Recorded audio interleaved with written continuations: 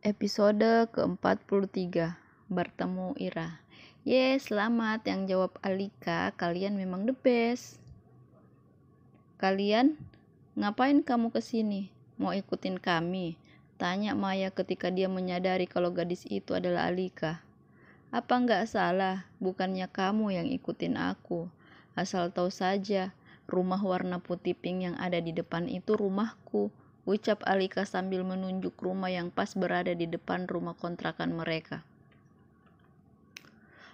Dosa apa aku sampai bisa bertetangga sama setan kayak kamu, gumam Maya.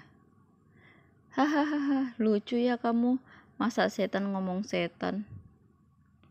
Ejek Alika.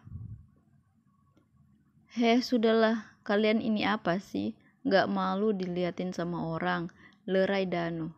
Tetangga yang datang sudah semakin banyak. Tak mau menjadi bahan tontonan, mau tak mau Maya kembali menarik kursi roda Danu dan membawanya masuk. Sesampai di ruang tamu, Danu dibiarkan begitu saja, sementara Maya masuk dan tidur di dalam kamar. Sabar. Andai saja dia tak sedang mengandung, pasti aku sudah menghajarnya sampai babak belur. Danu mengurut dada melihat tingkah Maya. Untung saja uang yang kuambil dari Robi kumasukkan ke rekening yang satu. Jadi walaupun semua uang Danu yang pegang, aku masih bisa memanjakan diri. Maya berkata sambil memegang sebuah ATM berlogo platinum. Sudah seminggu mereka tinggal di kompleks Mutiara Indah. Maya sudah mulai bergaul dengan para tetangga, mencari muka kepada ibu-ibu kompleks yang dia pikir ratu gibah. Dia ingin membuat Alika tak tenang tinggal di kompleks itu. Maya was-was, jangan sampai Alika mengatakan kepada Danu soal hubungannya dengan Robi. Itu akan merusak rencananya. Mas, kapan kamu mau nikahi aku? Tanya Maya. Danu yang sedang berselancar di dunia maya menoleh. Hatinya bersorak senang. Sudah 1 minggu sejak pertengkaran mereka, Maya mendiamkannya. Sekarang juga bisa, jawab Danu. Kamu jangan bercanda ya mas, aku serius. Kamu tuh kebiasaan kayak gitu, sungut Maya. Siapa sih yang bercanda? Aku serius malah, Duarius, ucap Danu sambil mengangkat tangannya membentuk tanda peace. Brengsek, umpat Maya. Dia hendak berlalu pergi, tapi tangan Danu menahannya. Besok, hari ini mending kita cari penghulu yang mau menikahkan kita, ucap Danu. Mau cari di mana? Tanya Maya. Coba tanya Bu RT, sempat dia ada info soal penghulu, titah Danu. Maya menghentakkan tangan, lalu berlalu meninggalkan Danu. Maya sebenarnya malas harus berbasa-basi dengan Bu Risma. Dia tidak suka cara Bu Risma menatapnya, seperti hendak menelan. Hai Bu, ucap Maya ketika sampai di depan rumah Bu Risma.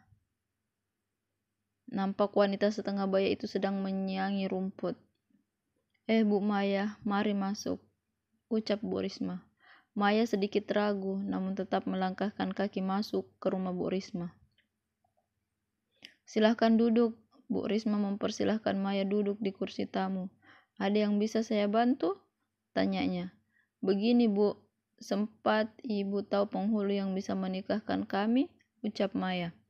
Menikahkan? Maksudnya gimana ya Bu? Bukannya Ibu dan Pak Dan itu sudah menikah? Tanya Bu Risma dengan pandangan bingung. Oh itu ya, kami sudah menikah, jawab Maya mengiyakan. Terus ngapain mau dicariin penghulu? Suaminya mau dikasih menikah lagi? Masya Allah, subhanallah, benar-benar Bu Maya. Selain cantik, ternyata dermawan juga sampai suaminya mau dibagi, ucap Bu Risma. Ia tak menjeda kata-katanya untuk menjelaskan.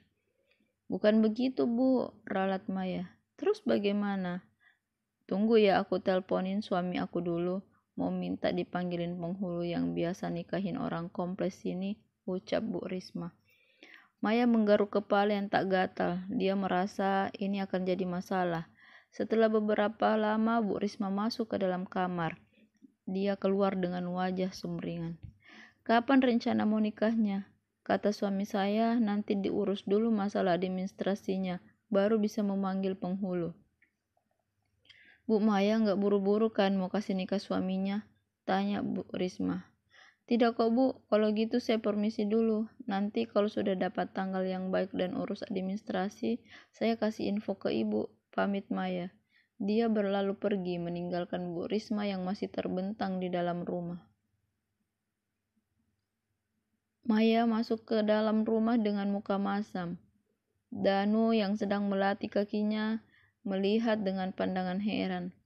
Kamu kenapa? Tanya Danu. Senang kamu? Aku tadi ke rumah Bu RT, minta dicariin penghulu. Malah dia nyangka aku restuin kamu untuk menikah lagi. Jawab Maya dengan muka ditekuk 8. Danu menutup mulut, berusaha menahan tawa yang hendak pecah.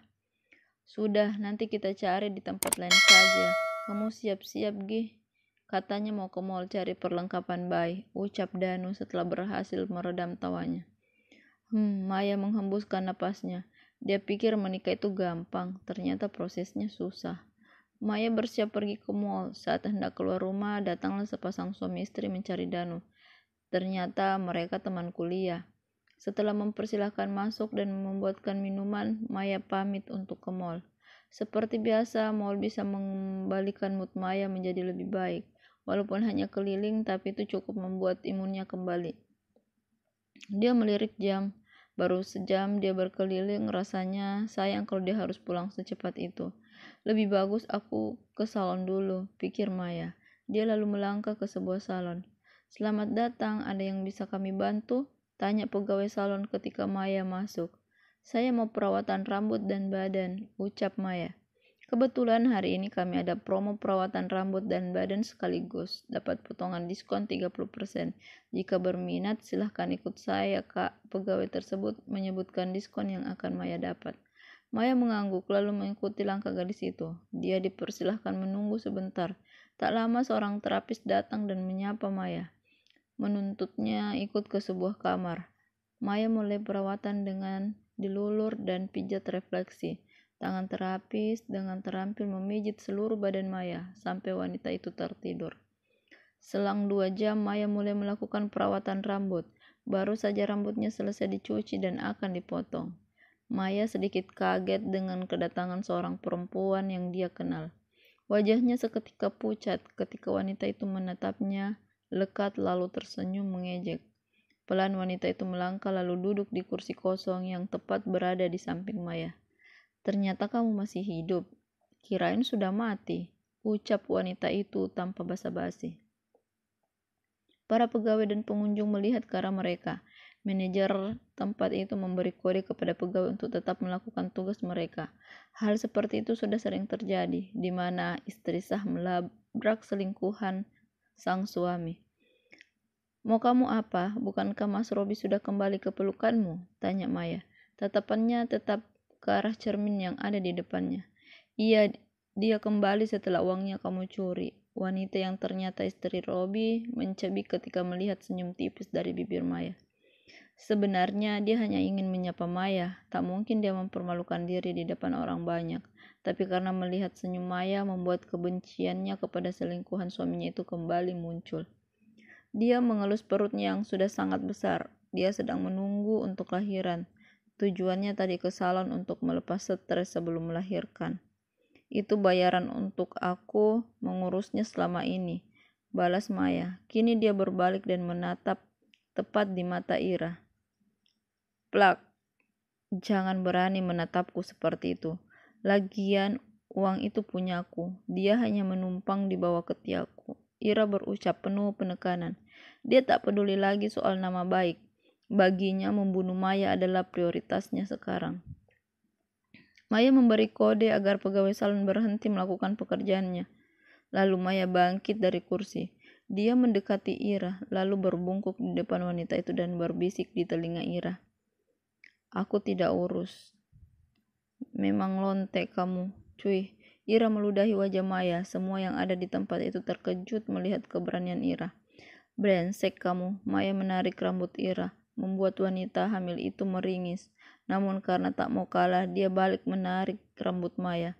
Dalam posisi duduk, Ira mengangkat kedua kakinya dan menendang paha Maya. membuat Maya tersungkur. Pengunjung segera melerai mereka berdua, takut jangan sampai terjadi apa-apa pada Ira yang sedang hamil besar.